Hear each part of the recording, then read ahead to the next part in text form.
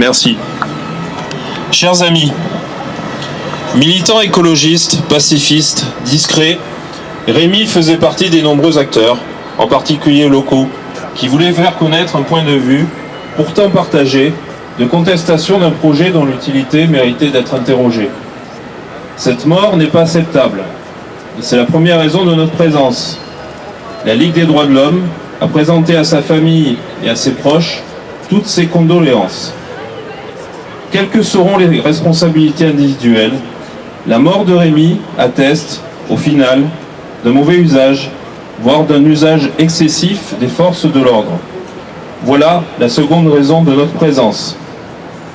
Nous souhaitons l'ouverture d'une information judiciaire, seule mesure de nature à permettre d'établir la vérité des faits et de ramener un peu de sérénité.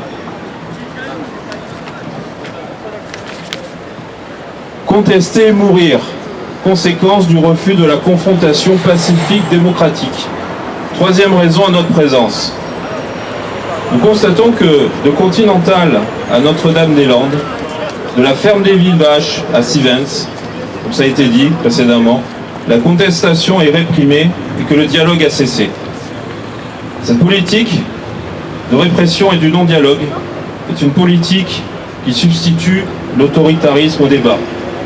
C'est une politique qui substitue l'autoritarisme à l'imagination dont nous avons besoin collectivement pour relever les défis posés au vieil ordre productif et de distribution. Cette politique place l'ensemble de la société sous tension, alors même qu'elle aurait besoin de raison. Nous l'affirmons, le gouvernement doit apprendre à compter avec les refus populaires et en valoriser l'apport dans des processus de confrontation démocratique et pacifique. Surtout quand il s'agit du bien fondé des aéroports, des barrages, de l'industrie agroalimentaire.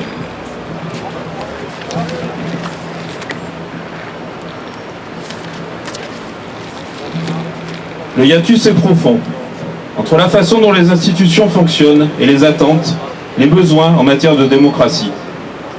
Il prolifère sur les décalages croissants entre la réalité des populations et leur représentation, sur l'opposition entre légalité et légitimité sur l'intérêt public. Dominique Bourg, professeur à la faculté des géosciences de l'environnement de l'Université de Lausanne, décrit cette opposition dans le journal Le Monde. Il est rarissime, nous dit-il, que la légalité suffise à rendre une décision légitime. La légitimité en question est par définition inséparable des caractéristiques de la décision et de son contexte. Pour qu'un barrage soit légitime, il ne suffit pas qu'un élu en décide. Il faut que le dossier sur lequel il s'appuie soit scientifiquement et technologiquement solide, qu'il soit au fait des intérêts en cause et qu'il les ait consultés. La légitimité est ainsi le fruit d'une construction démocratique complexe. Et on le sait ici que ce projet de barrage était contesté, avec des expertises à l'appui. La démocratie se nourrit d'échanges, de confrontations, d'expertise et autres mécanismes d'initiative, réflexion, participation, opposition, consultation et de contrôle, dans lequel le mouvement associatif joue un rôle essentiel.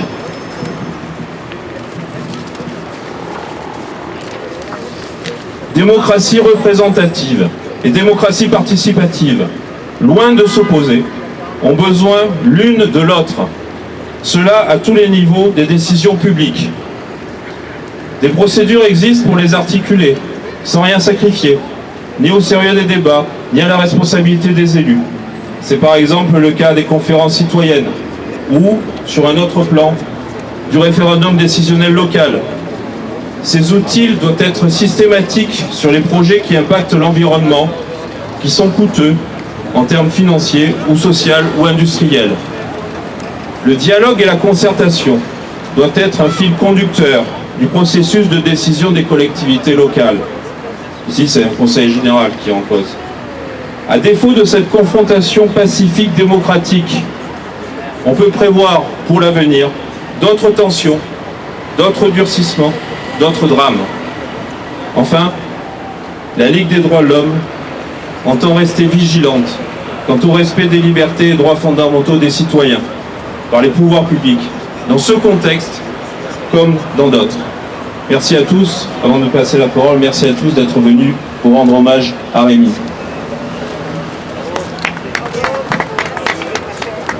Merci beaucoup. Luc Léandri pour le Parti de gauche. Oui, merci à Europe Écologie Les Verts, aux camarades d'Europe Écologie Les Verts d'être à l'initiative de ce rassemblement. C'est important que nous puissions ensemble être rassemblés pour rendre hommage à la mémoire de ce militant pacifique qui était Rémi Fraisse. Évidemment, exprimer nos condoléances envers ses parents. Beaucoup de choses ont été dites, je vais essayer de faire court, mais effectivement, il faut que nous allions au bout de cette enquête, il faut que nous sachions quels sont les responsables, mais en attendant, il y a aussi des responsabilités politiques.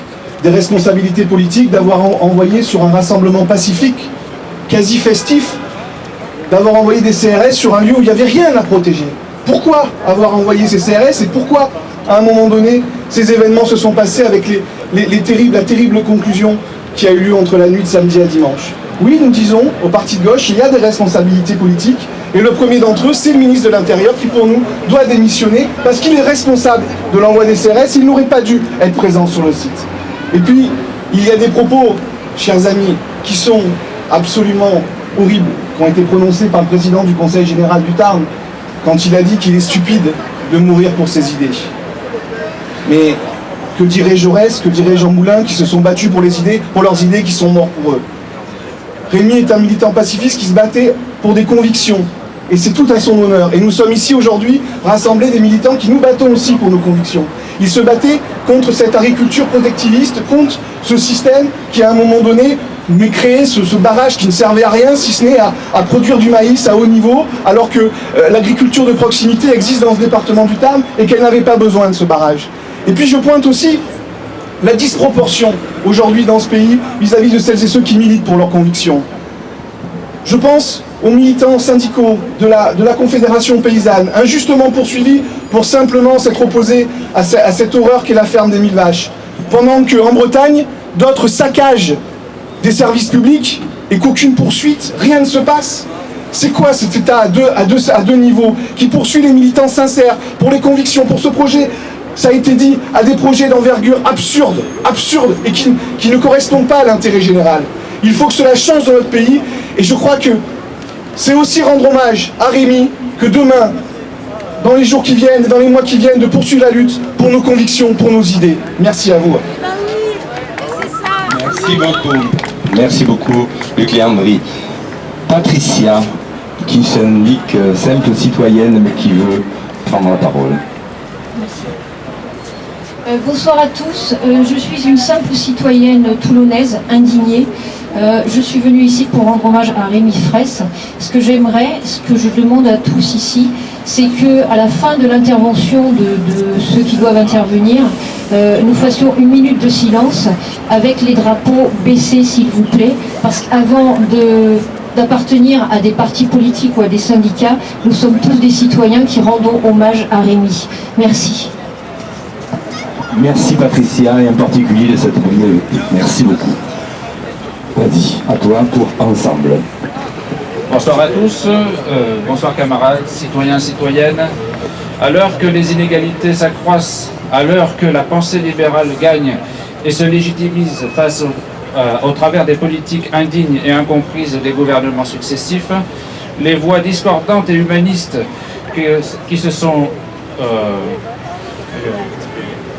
exprimées au travers des différentes manifestations, notamment Notre-Dame-des-Landes, notamment à Sivens, sont écrasées par la force de l'ordre qui, sous les ordres des gouvernements, ont fait usage disproportionné de la force. Aujourd'hui, les politiques au pouvoir ne supportent plus les oppositions et les différentes manières de penser pour un mieux vivre ensemble. Nous, ensemble, et tous militants de gauche, appelons à ce que toute la lumière et les responsabilités soient faites sur la mort de Rémi, qui était un militant, à ma foi, très ouvert et qu'on a tué. Car il est inacceptable qu'au XXIe siècle, on puisse mourir encore pour ses idées, alors qu'on se dit un pays civilisé.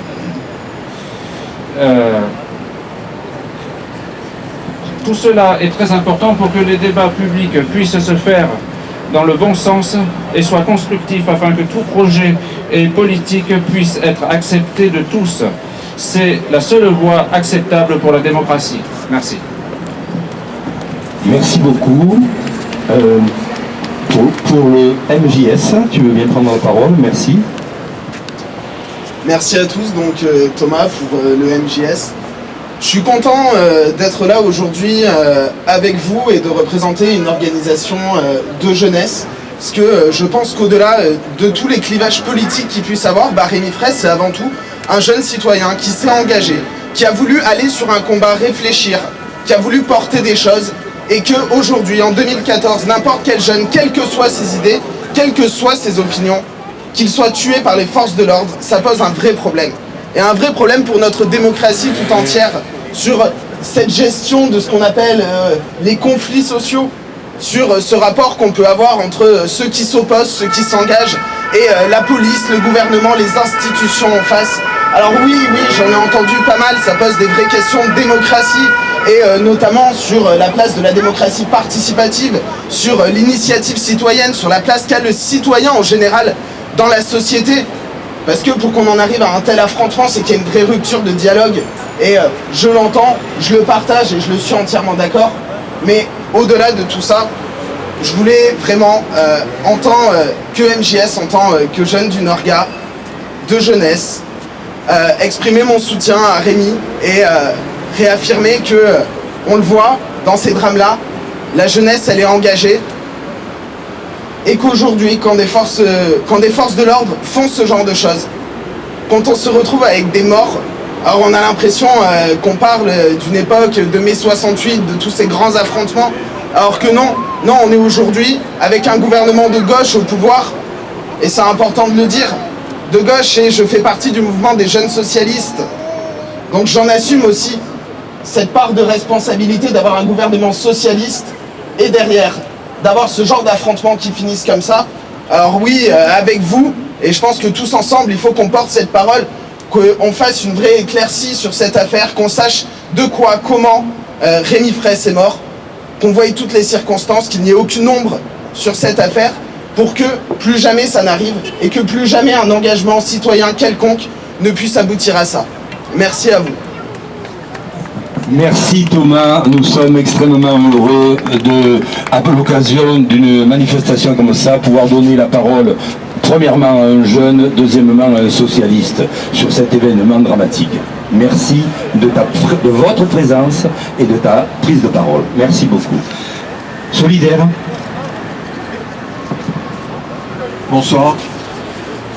Nous le constatons depuis trop longtemps, lorsqu'il y a de grands rassemblements, que ce soit Sivins ou que ce soit pour tous les rassemblements contre les grands projets inutiles, quand ce sont des manifestations de salariés qui défendent leurs droits, trop souvent, les manifestations se terminent par des affrontements avec les forces de l'ordre, dont on sait aussi souvent qu'elles sont à l'origine de ces affrontements. Nous, ce qu'on voit aujourd'hui, c'est qu'il y a un mort, un jeune qui était venu manifester pacifiquement. Et ce qui nous interpelle au-delà de ce décès, c'est le droit de manifester pacifiquement dans ce pays. Donc, nous, ce que nous demandons, c'est que la lumière soit faite très rapidement sur les causes de ce décès et de la manière la plus impartiale possible. Et en attendant, nous continuons à soutenir tous les militants qui sont sur le barrage de Sivins et tous les militants qui manifestent dans ce pays hier, aujourd'hui et demain. Merci beaucoup. Emmanuel Trigaud pour la Fédération syndicale unitaire, FSU. Oui, je ne vais pas prendre la parole longtemps parce que la FSU partage tout ce qui a été dit jusqu'à présent. Les hommes et les femmes qui constituent notre syndicat ont appris avec beaucoup d'émotion mais aussi beaucoup de colère le décès de Rémi. Aujourd'hui, en 2014, on peut mourir en France parce qu'on défend ses idées.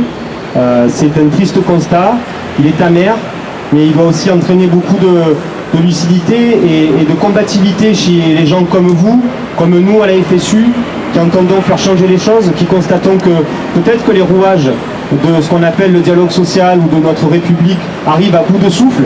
Si on en arrive à un niveau tel que celui qu'on connaît dans le Tarn, c'est bien que les endroits, les moments de discussion, de dialogue sont arrivés à bout de souffle et ont échoué. C'est un constat d'échec. Il faut que le gouvernement en tire les conséquences.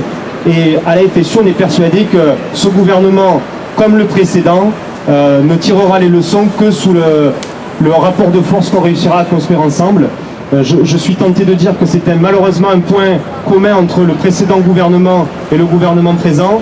Ça fait des années maintenant qu'on connaît la criminalisation de l'action syndicale. On a des camarades dans plusieurs organisations syndicales qui sont arrêtés, qui se passent en procès, qui sont fichés dans plusieurs organisations syndicales.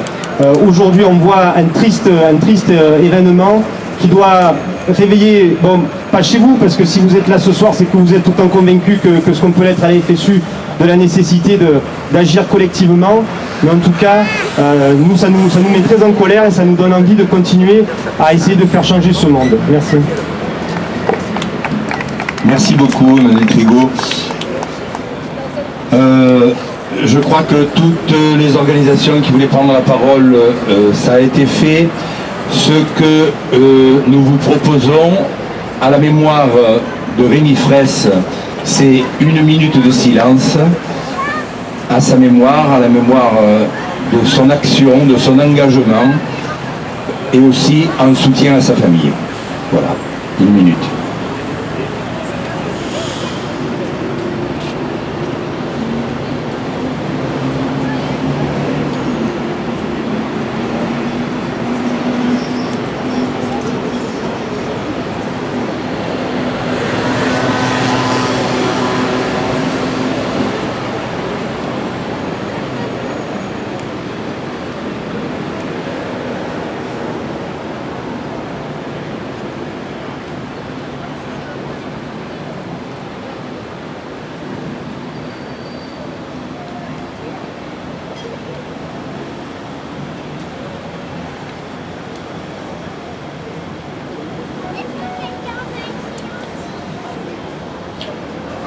Merci. Merci pour Rémi Fraisse, merci pour sa famille, merci pour tous les militants qui continuent à se bagarrer pour les luttes auxquelles ils croient. Nous vous demandons de garder avec vous la bougie que vous avez et éventuellement dans les fêtes de fin d'année, je sais que ce sont les fêtes, mais quand même rien n'empêche de dire, tu vois celle-là, cette bougie qui brûle, c'est pour cet événement-là. Merci à tous.